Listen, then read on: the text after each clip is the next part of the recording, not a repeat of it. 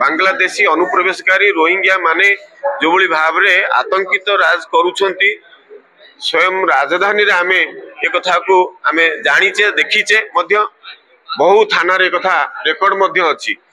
ताकू पाथ्य करिकी सेमाने आज ओडिशा सारा उत्साहित अछंती एवं भयभीत करिया को पछौ नाहांती काहेकि ना तांकू गोटे साहस मिलियला प्रथम नागरिक हमर भुवनेश्वर राजधानी रो जे मेयर अटंती तांकर वक्तव्य तांकर एवं प्रत्यक्ष भाव रे तांकर सहयोग तांको भाई भली संबोधन करिबा तांको परिवार भली संबोधन करिबा ये कथा कहि कि तांको उत्साहित करिसंती आज कौन एफआईआर देले कैपिटल थाना रे वो कहा ना रे एफआईआर देले देखंतु गत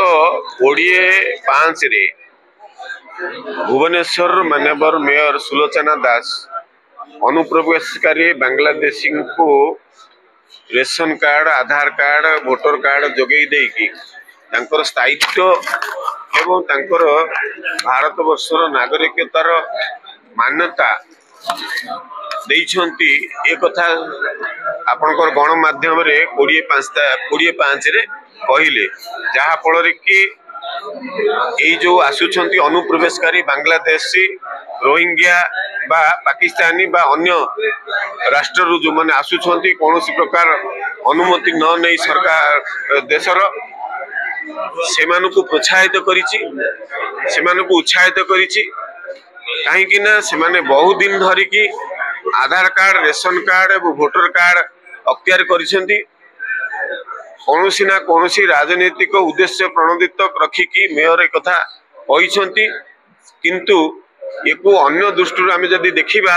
ये एक देशद्रोह मंतव्य रही जहा फल कि अन्य देश जो माने आसीछंती अनुप्रवेश करिक रहिछंती सेमाने प्रोत्साहित होइछंती एवं उत्साहित मध्य होइछंती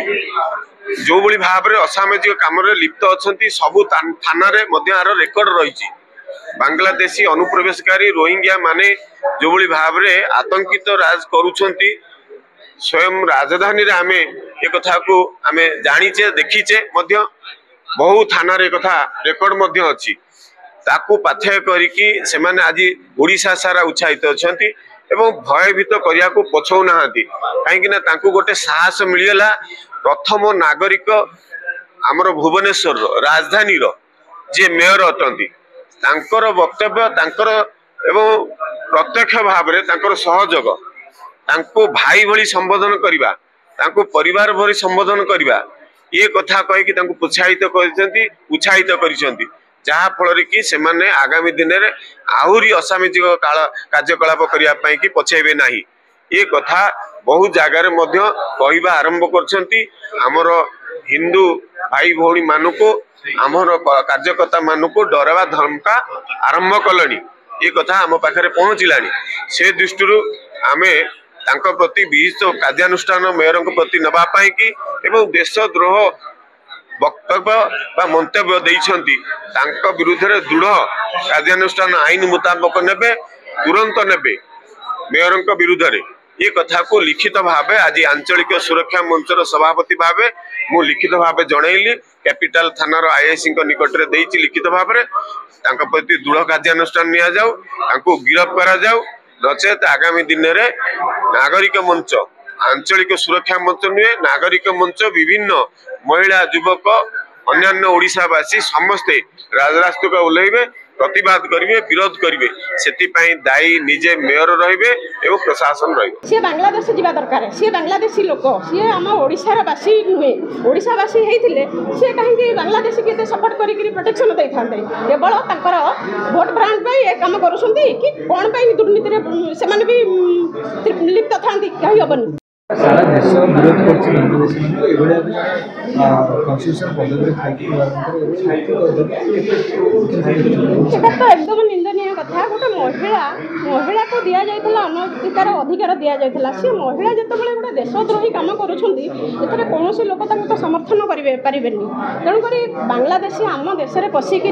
जो दुर्नीति भ्रष्टाचार भोटर आईडी राशन कार्ड केवल पूर्व सरकार कर भोटर आईडी राशन कार्ड जो कर भोट ब्रांड बर्तमान आम चाहूँ मेयर मैडम ଯେଉଁଭଳି ମନ୍ତବ୍ୟ ଦେଇଛନ୍ତି ତାଙ୍କୁ ଉତ୍ସାହିତ କରିକିରି ଆଉ ପ୍ରୋଟେକ୍ସନ୍ ଦେଉଛନ୍ତି, ସିଏ ବାଂଲାଦେଶ ଯିବା ଦରକାର। ସିଏ ବାଂଲାଦେଶୀ ଲୋକ, ସିଏ ଆମ ଓଡ଼ିଶାର ବାସୀ ନୁହେଁ। ଓଡ଼ିଶାବାସୀ ହେଇଥିଲେ ସିଏ କାହିଁକି ବାଂଲାଦେଶୀକି ଏତେ ସପୋର୍ଟ କରିକିରି ପ୍ରୋଟେକ୍ସନ୍ ଦେଇଥାନ୍ତେ? କେବଳ ତାଙ୍କର ଭୋଟ୍ ବ୍ରାଣ୍ଡ ପାଇଁ ଏ କାମ କରୁଛନ୍ତି କି କ'ଣ ପାଇଁ ଦୁର୍ନୀତିରେ ସେମାନେ ବି ଲିପ୍ତ ଥାନ୍ତି କହିହେବନି। ପୂର୍ବ ସରକାର ଭୋଟ ବ୍ୟାଙ୍କ ପାଇଁ ଏମାନେ ତାଙ୍କୁ ଆଣି ରଖିଛନ୍ତି। ହଁ ନିହାତି, ଆପଣମାନେ ଜାଣିଛନ୍ତି କ'ଣ? ଦେଶ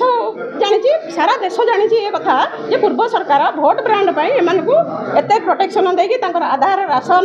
ଆଉ ଭୋଟର ସବୁ କରିକିରି ରଖିଛି। ଏବେ ଆମେ ଚାହୁଁଛୁ ବାଂଲାଦେଶୀ ମେୟର ବାଂଲାଦେଶ ପଳାନ୍ତୁ, ବାଂଲାଦେଶୀ ସହିତ ତାଙ୍କର ଇସ୍ତଫା ଦେବା ଦରକାର। ଆଉ ଇସ୍ତଫା ଦେଇକିରି ବାଂଲାଦେଶ ଯିବା ଦରକାର। ଆଉ ତାକୁ ବି ଏବେ ଆମର ଓଡ଼ିଶାବାସୀ କେହି ତାଙ୍କୁ ପସନ୍ଦ କରୁନାହାନ୍ତି। ଗୋଟେ ମହିଳାକୁ ଆମେ ଦେଇଥିଲୁ ଅଧିକାର, କ'ଣ ପାଇଁ ଦେଇଥିଲୁ? ସେ ଆମ ଦେଶକୁ ସୁରକ୍ଷା ଦେବା ପାଇଁ। ତେଣୁ ସିଏ ଆଜି ଯେତେବେଳେ ଦେଶକୁ ସୁରକ୍ଷା ଦେବା ବଦଳରେ ବାଂଲାଦେଶୀକି ସୁରକ୍ଷା ଦେଉଛନ୍ତି, ସେ ଇସ୍ତଫା ଦେବା ଦରକାର, ଭୁଲ ମାଗିବା ଦରକାର, ଆଉ ବାଂଲାଦେଶୀ ସାଥିରେ ଯିବା ଦରକାର। ଆମର ଏ ଦାବି ରହିଛି। ସରକାର ତ ନିଶ୍ଚିତ ନେଉଛନ୍ତି ବାଂଲାଦେଶୀ ପାଇଁ, ତା ସହିତ ମେୟର ତାଙ୍କ